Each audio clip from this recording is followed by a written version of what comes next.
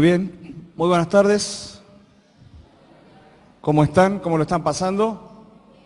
Le damos un fuerte aplauso de nuevo a esta hermosa chacarera que tocaron los chicos.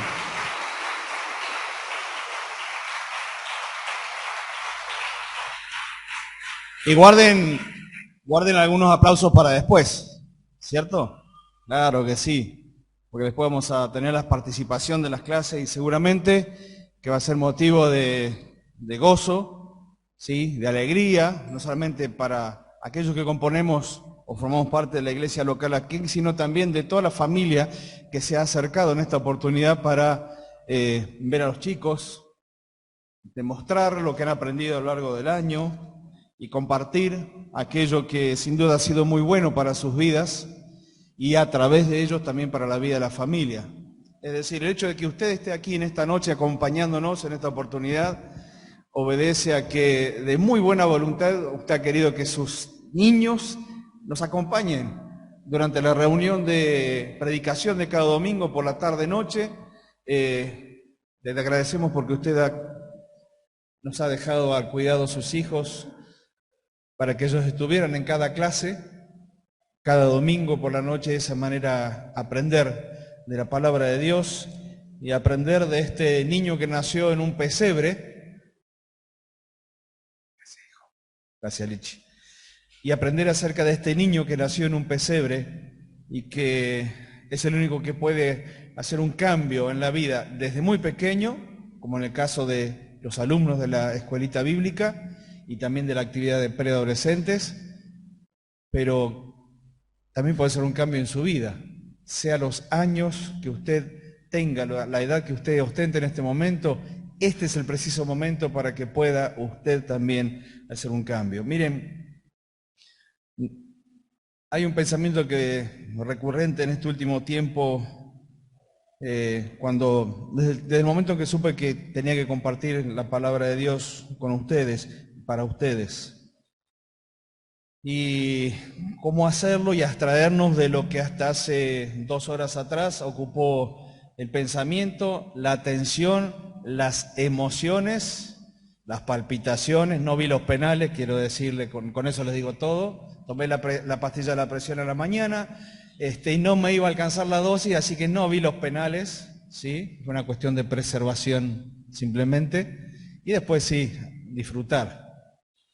Y tuve que salir un par de veces en la tarde y ahora antes de volver también, y ya se veía llegar y regresar la gente que había ido al centro, ¿sí? A la calle típica nuestra de festejo de nuestra ciudad. ¿Cuál es? Rocaí. Ah, estuvieron, alguno anduvo por ahí. Bien, bien, era un motivo de festejo, ¿cómo no? ¿Cómo no? Y si perdía, bueno, era un motivo para ir a llorar todos juntos, pero iba a ser el lugar donde íbamos a ir, ¿sí? Era el lugar del festejo, era el lugar de la fiesta, era el lugar del desahogo de la emoción contenida durante este mes de mundial, en donde comenzamos lamentando y terminamos disfrutando y gozándonos y cantando y gritando los goles y tantas cosas.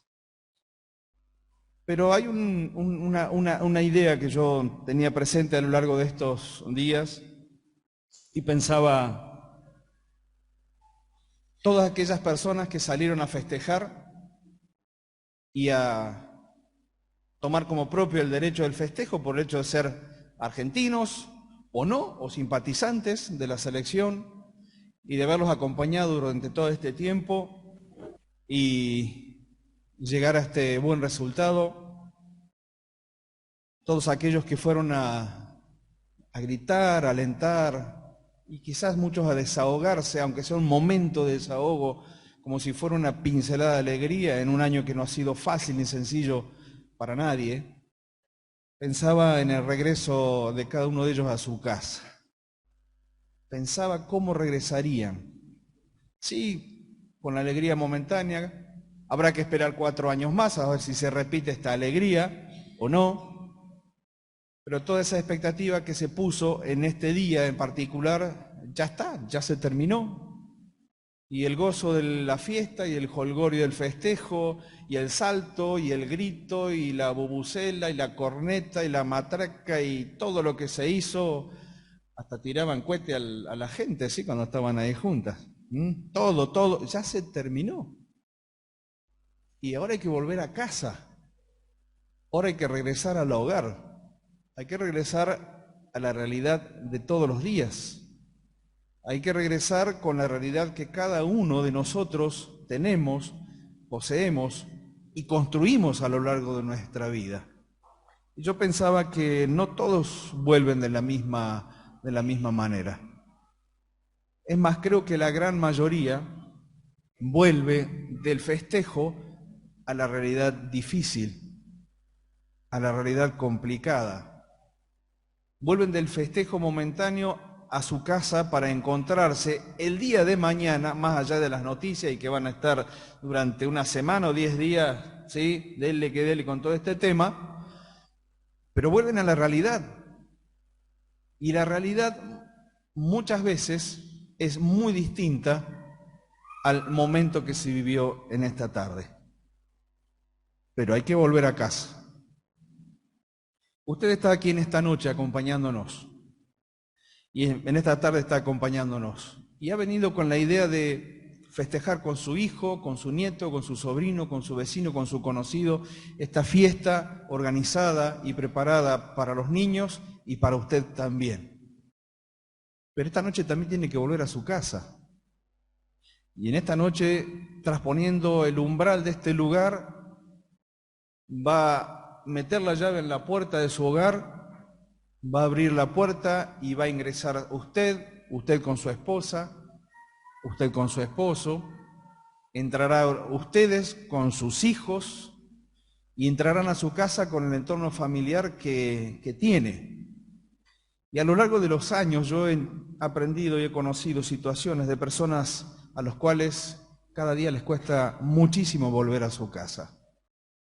Me acuerdo cuando trabajaba en el colegio cristiano hace muchos años atrás, tuve 2 o 3 situaciones o casos de adolescentes en el colegio secundario, quien aún muchas veces teniendo la posibilidad de volver 2 o 3 horas antes a su casa por X razones, a veces porque faltaba algún profesor en las últimas horas y volvían, preferían quedarse en el colegio hasta que pasaran todas las horas, cátedras, y recién allí comenzar con muy pocas ganas a volver a su casa. Y cuando uno confrontaba esas situaciones, ellos decían, ¿sabe qué pasa, profe? Usted no sabe con lo que yo me encuentro cuando vuelvo a mi casa. Usted no conoce la realidad de mi casa. A mí el hecho de estar en el colegio, estar con los compañeros, charlar con usted o con los preceptores o con el portero, era como una gran familia. Es el momento de paz que cuando volvían a su casa no la tenían. Y cada uno de ellos muchas veces volvía a situaciones que cada vez se han hecho más comunes, puertas adentro de los hogares de la sociedad en la cual vivimos.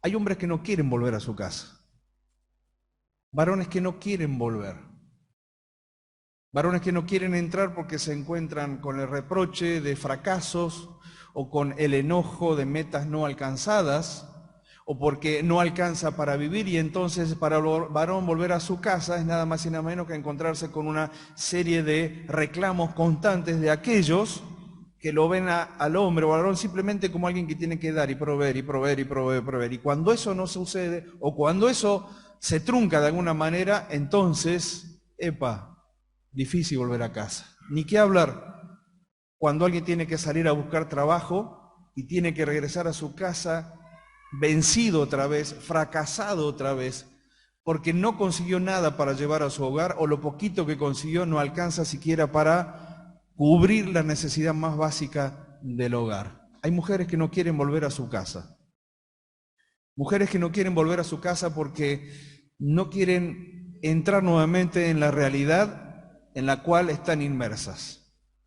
Una realidad de insulto, una realidad de golpes, una realidad de violencia, una realidad en donde no son ni respetadas, ni tenidas en cuenta, como con la dignidad con la cual Dios ha creado a cualquier persona en esta tierra. Por el solo hecho de ser seres humanos tenemos una dignidad implícita porque somos creación de Dios. Y en muchos casos, y especialmente en nuestra sociedad, ni qué hablar, lo que significa el maltrato hacia la mujer y lo que significa lo que durante tantos años se viene reclamando acerca de la necesidad de que ni una más o ni una menos. Hay niños que no quieren volver a su casa. Hay niños que ven su casa simplemente como un lugar de sufrimiento porque la frustración de su papá o de su mamá se descarga directamente en actos físicos sobre los niños de toda índole. Miren, si hay un lugar en donde estamos seguros que muchos niños han sido rescatados de estas situaciones de violencia, es precisamente en cada una de esas clases de escuelita dominical, en donde maestras y maestras no solamente se ponen delante del niño para abrir una Biblia y decirle, esta es la historia bíblica, sino que lo primero que intentan hacer, y gracias al Señor que lo logran, es establecer un vínculo con ese niño para conocer un poquito de su realidad y desde allí comenzar a trabajar con la Biblia, la palabra de Dios, y ayudarles a cambiar su primer necesidad, que es la de abrir su corazón, y que su corazón sea como en la canción que escuchamos al final, un pesebre que recibe a Cristo para que more ahí por siempre. Y a partir de allí la realidad de los niños cambia completamente. Ni qué hablar de cuando vemos a una persona que viene quizás por primera vez, como usted lo ha hecho en esta tarde, para, bueno, disfrutar de esta reunión, pero también para escuchar lo que la Biblia, la palabra de Dios, tiene para decirnos. En definitiva, todos tendremos que volver a casa en esta tarde, todos tendremos que volver a nuestra casa en esta noche. La pregunta es, ¿cómo vamos a volver? Quiero invitarles que vayamos un pasaje a la palabra de Dios en Lucas capítulo 15. Lucas capítulo 15. Lucas capítulo 15, del versículo 1 hasta el final, el 32, habla acerca de una enseñanza que el Señor Jesús le entregó no solamente a los discípulos, sino que principalmente esta enseñanza estaba dirigida hacia aquellos que miraban a Jesús, el que había nacido en el pesebre, miraban a Jesús, el hijo de María y de José, su padre por adopción, miraban a Jesús y no comprendía cómo podía ser que este hombre tuviera un corazón tan grande, tan inmenso, como para acercarse a personas que en ese entonces eran consideradas como los parias de la sociedad. En la actualidad se dice que cuando no querés tener contacto con nadie, no lo querés tocar ni con un qué, dicen, ni con un palo. No quiero estar con esa persona, no me gusta, no lo tocaría ni con un palo. Bueno, así eran consideradas este grupo de personas. Porque dice el texto de la palabra de Dios que el Señor se acercaba a los pecadores, los recibe y con ellos come. Es decir, que aquellos críticos de la vida y de la actividad del Señor Jesucristo ponían el centro en algo que ellos jamás harían: tener misericordia y acercarse a aquellos que, de acuerdo al mismo Salvador, el Señor Jesucristo, eran los enfermos que tenían necesidad de médico. Y si bien algunos de ellos podían tener sus problemas de salud físicos, a los cuales el Señor también atendía, pero el Señor miraba mucho más allá de la piel, miraba en lo más profundo, miraba el corazón, conocía los pensamientos, miraba el alma de cada uno de ellos. Y el rótulo que les había dado el resto de la sociedad, aquellos que se creían que cumplían con Dios porque iban a un templo, porque habían aprendido mandamientos, porque llevaban una conducta puertas afuera, a la vista de los demás, podríamos decir, intachables, eran las personas más duras en consideración hacia aquellos que estaban realmente necesitando amor, consideración, misericordia, pero por sobre todas las cosas, verdad. Porque si hubo algo que el Señor siempre hizo fue marcar que todas las personas, absolutamente todas, somos hombres y mujeres pecadores y necesitados del perdón de Dios. El Señor nunca pasó por alto. Y esa era la base sobre la cual Él trabajaba y se acercaba a las personas. Porque si bien es cierto que el resto de la sociedad, los que se creían que estaban de la mano de Dios o del lado de Dios y que contemplaban a los que fallaban continuamente en su vida, y ellos los trataban como pecadores, el Señor sabía que era cierto que era así. El problema estaba en quién era el que daba el rótulo y quién era el que marcaba la realidad de esas personas. Y entonces el Señor Jesucristo en el capítulo 15 le habla a los jueces del Señor y le habla a los jueces de las personas y le da una parábola, una enseñanza cotidiana dividida en 3 partes para mostrarle una gran verdad. La primera parte es la parábola de la oveja perdida y lleva el ejemplo de un pastor que es capaz de guardar un rebaño de 99 ovejas que están cuidadas y que están protegidas e ir a buscar una sola que se ha perdido en el monte. ¿Por qué razón? Si en definitiva una no hace el valor de 99, pero el punto de vista no es el nuestro, sino que es el punto de vista del Señor Jesucristo. Y compara a aquella oveja que se pierde con cada uno de aquellos pecadores que se acercaban a Él a escucharle y Él se acercaba a ellos para comer con ellos, para tener ese momento de intimidad. Y entonces dice, miren, se ha perdido una oveja, la voy a buscar, la traigo. ¿Y sabe lo que sucede? Hay fiesta, hay gozo, hay felicidad. Porque así hay más gozo en el cielo por un pecador que se arrepiente. Y aquí está poniendo el énfasis precisamente en lo que cada pecador tiene que hacer.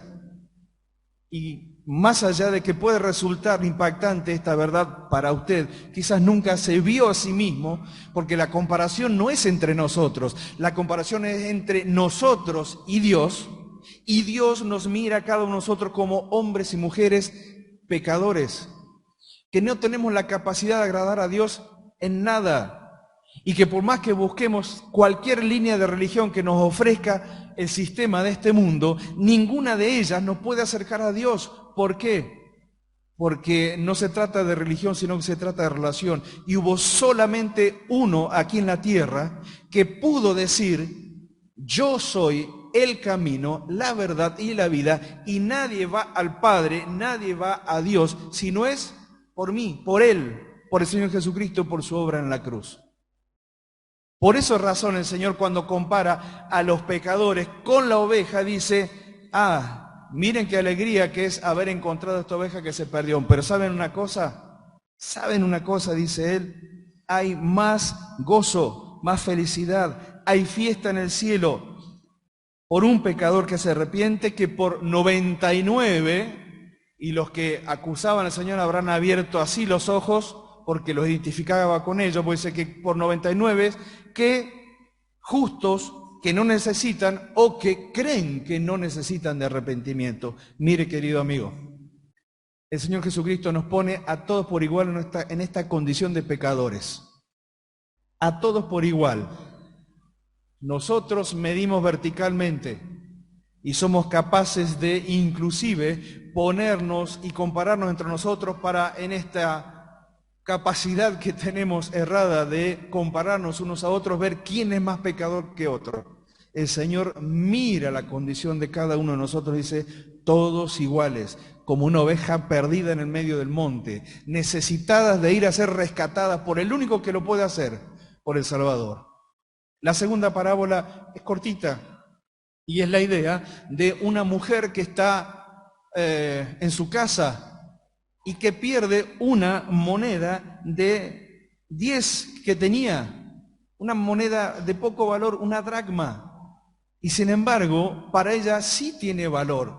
Y entonces dice que no descansó, barrió la casa, encendió la lámpara, la buscó con diligencia hasta encontrarla. Y cuando la encontró, reunió a sus amigas y vecinas diciendo: vengan, alégrense conmigo, porque he encontrado la dracma que había perdido. Es decir, aquello que podía parecer de muy poco valor, como una dracma, una pequeña monedita, para ella sí tenía valor, porque formaba parte de esa totalidad que haría que la posesión que tenía fuese completa y perfecta. De la misma manera, el mundo varía en cuanto al valor que nos da cada uno de nosotros. Nos pone rótulos, nos cataloga. Y de alguna forma, de acuerdo a si hemos tenido logros o no tenemos logros, si tenemos posesiones o no las tenemos, si tenemos título o no lo tenemos, podemos ser de mayor o menor utilidad para este mundo, para esta sociedad. Y sin embargo, Dios sigue buscando a todos aquellos que, dándose cuenta que son pecadores, saben que quizás sean mal valorados o no valorados. Y sin embargo, Dios busca a aquello que se pierde. Y dice nuevamente: así les digo, dice el Señor, que hay gozo delante de los ángeles de Dios por un pecador que se arrepiente. Y otra vez, ahí pongamos nuestro propio nombre. Pero lo interesante de esta parábola, y con esto yo ya termino, es que el Señor pasa de la figura de una oveja y un pastor, de una dracma y una mujer, pasa a una historia familiar. Y es una de las historias familiares más conmovedoras que podemos encontrar en la palabra de Dios, porque salió directamente del pensamiento, de la boca y del corazón del Señor Jesucristo. Y entonces Él habla acerca de esta familia conformada, o por lo menos fotografiada de esta manera, con un padre con sus dos hijos, un padre con posesiones, un padre con una hacienda, un padre con una herencia para repartir el día que él no estuviera, como normalmente se reparten las herencias.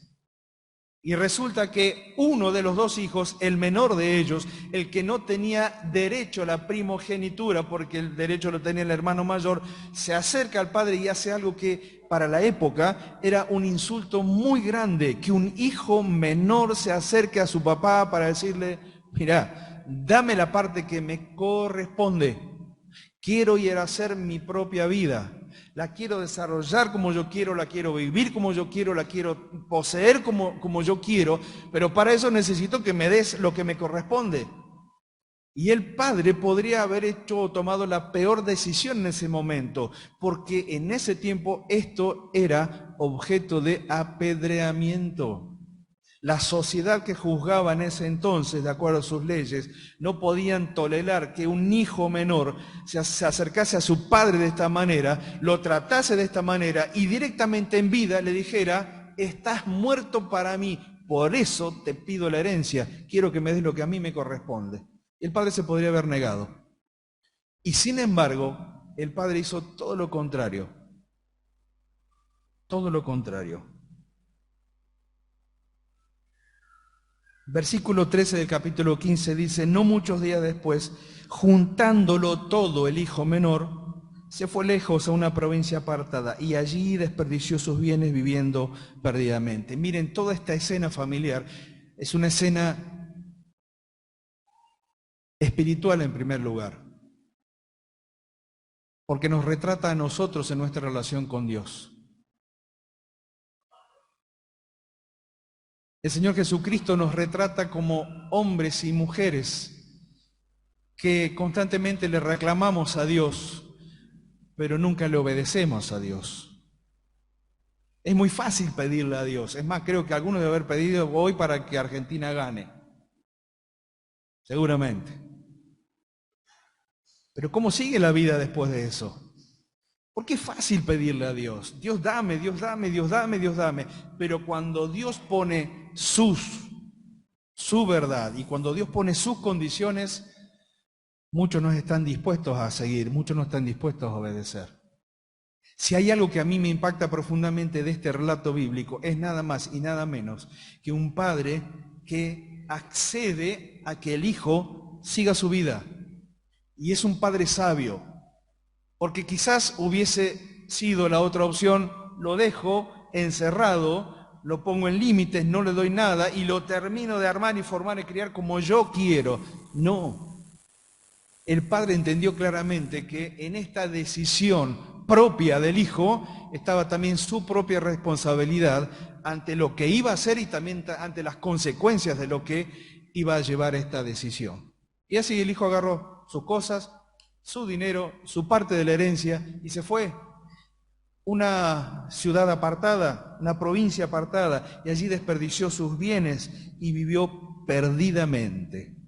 Se fue de la casa y perdió todo lo que tenía. Cuando todo lo hubo malgastados, vino un tiempo, un mal tiempo, ¿sí? Como decimos normalmente, una mala racha. Estoy en una mala época, estoy en un mal tiempo.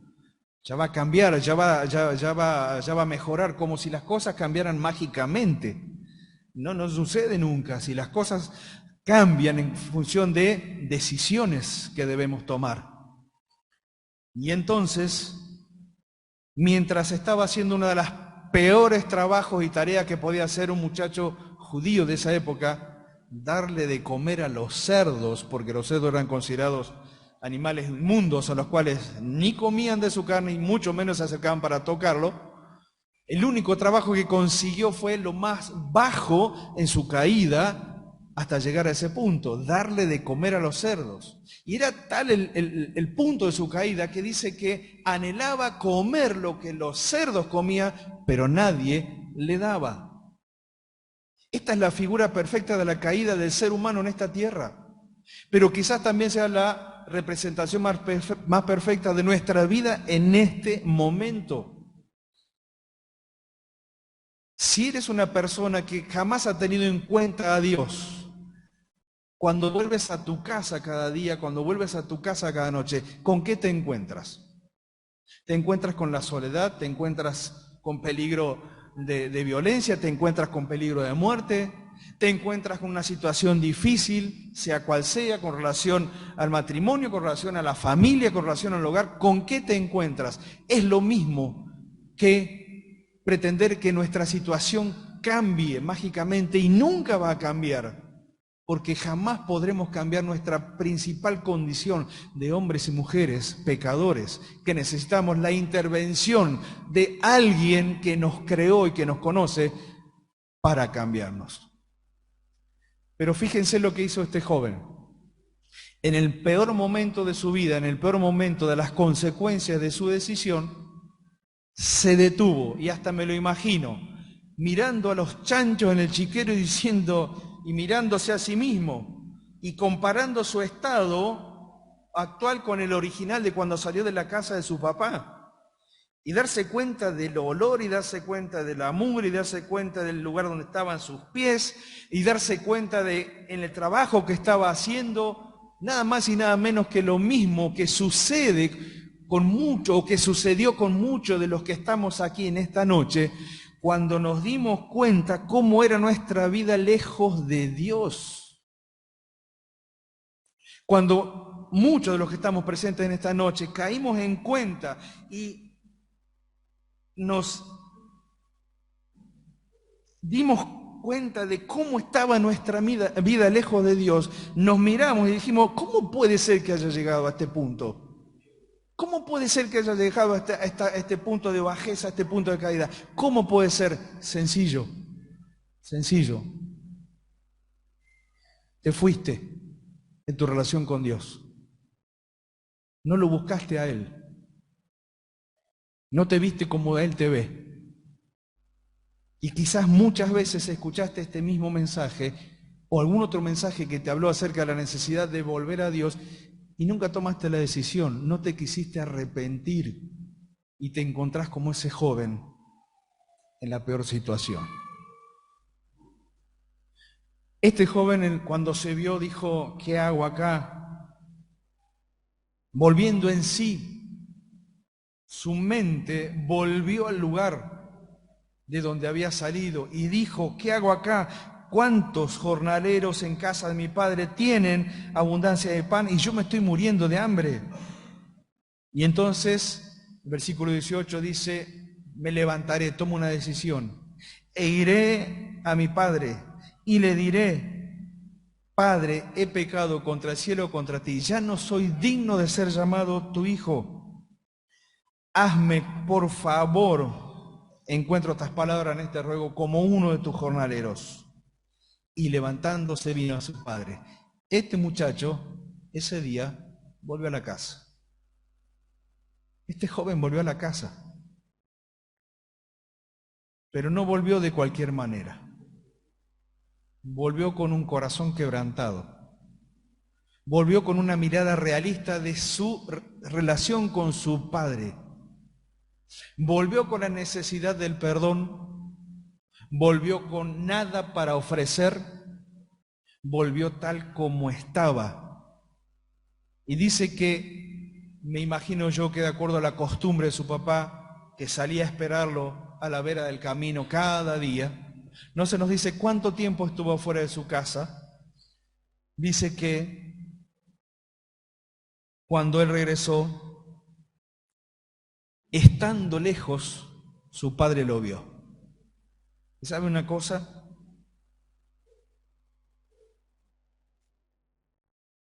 Estás lejos.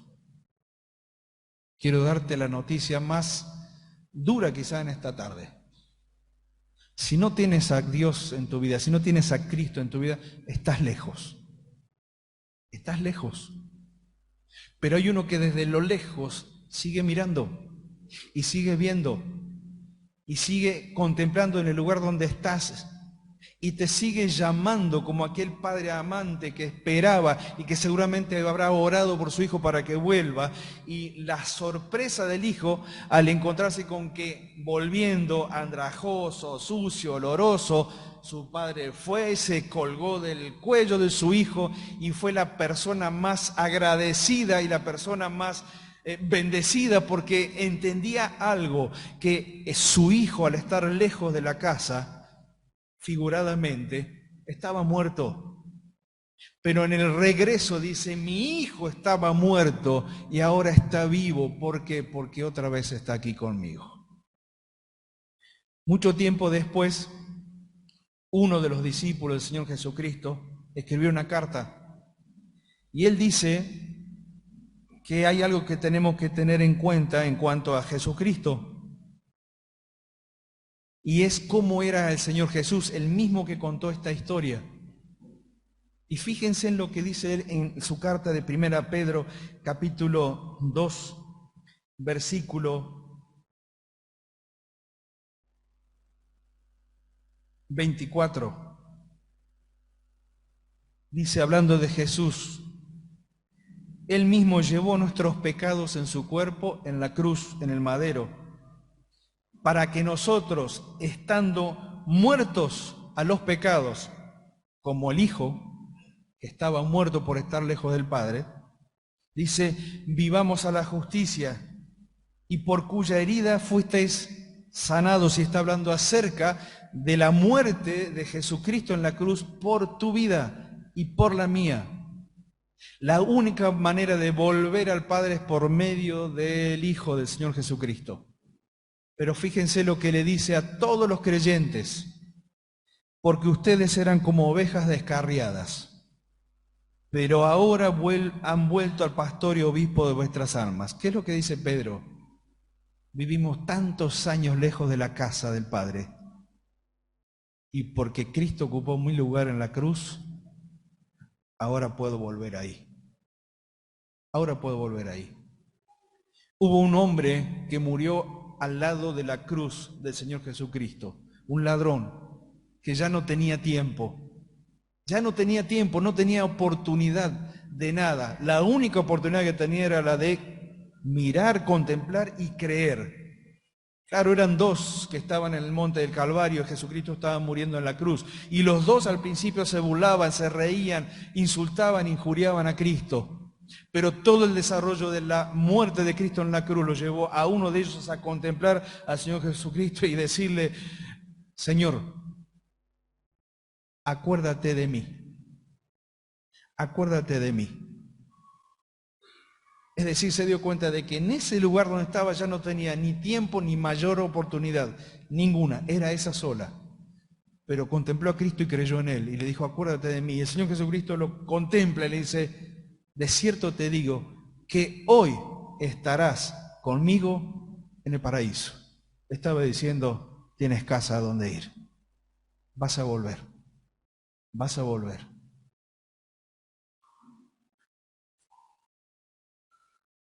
Quizás alguno en esta noche sea como ese hijo pródigo.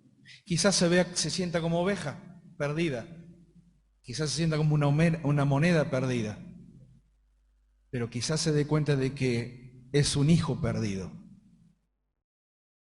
Y en esta noche tiene la oportunidad cierta de arreglar sus cuentas con Dios.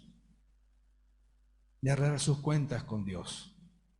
De reconocerse pecador y de pedir perdón al único que puede salvarlo y cambiar su vida para siempre. Dentro de un rato vamos a compartir una comida entre todos, algo que nos sale bastante bien acá en la iglesia. Lo disfrutamos mucho. Volveremos con nuestra panza llena, ¿sí? Y queremos que lo disfruten. Y volveremos a nuestra casa. Pero una cosa es volver con el estómago lleno y con el alma vacía. Una cosa es llegar a nuestra casa sabiendo que hemos satisfecho nuestra necesidad física de, alimentarnos en esta noche, y lo vamos a hacer. Pero qué distinto sería que vuelva usted esta noche a su casa con su alma llena. Y lo único que puede llenar su alma es el perdón de Dios. Por eso en esta oportunidad quiero invitarle, querida mamá, querida papá, querido abuelo, tío, hermano, vecino, amigo que se acercó en esta noche. Sea como la oveja, sea como la moneda, sea como el hijo, vuelva a Dios. Y le puedo asegurar que más allá de la gran fiesta que se desarrolló en nuestra calle principal de Chipoleti, va a haber una fiesta mucho más grande en el cielo. Y ni qué hablar en este lugar, ni qué hablar el gozo y la alegría que podemos tener y sentir al ver que alguien se reconoce pecador y dice, quiero que me perdones. Señor, te pido perdón por mis pecados y te recibo en mi corazón. Quiero ir a la casa del Padre, pero quiero volver a mi casa distinto a como salí en esta tarde. Si alguno en esta oportunidad se da cuenta que es el objeto del amor de Dios, créale a Dios. Dios le ama, pero no se olvide que es un Dios justo, que no pasa por alto el rechazo, que no pasa por alto cuando una persona, escuchando y entendiendo, le da la espalda. Dios no lo pasa por alto, pero Dios le da la oportunidad en esta noche, para que ahí donde esté, en donde está, pida perdón por sus pecados y reciba a Jesucristo como único y suficiente Salvador. Oramos para terminar esta noche. Y solamente algo, en el lugar donde está, si alguno de los que está presente en esta noche quiere recibir a Jesucristo como Salvador, quiere pedir perdón por sus pecados y dice, soy oveja, soy moneda, soy hijo, los tres perdidos, pero Cristo me vino a buscar, le creo y le pido perdón por mis pecados a Dios y recibo a Jesucristo como Salvador de mi vida en esta noche. Usted lo puede hacer en el lugar donde está. Ore a Dios y lo puede hacer de esta manera. Oramos. Padre que estás en el cielo, sé que soy un hombre y una mujer pecador, con todo lo que eso significa, con lo que quizás muchas personas no conocen de mí, pero con todo lo que vos conocés de mi vida. Y entonces entiendo que estoy lejos, pero quiero ir a ti.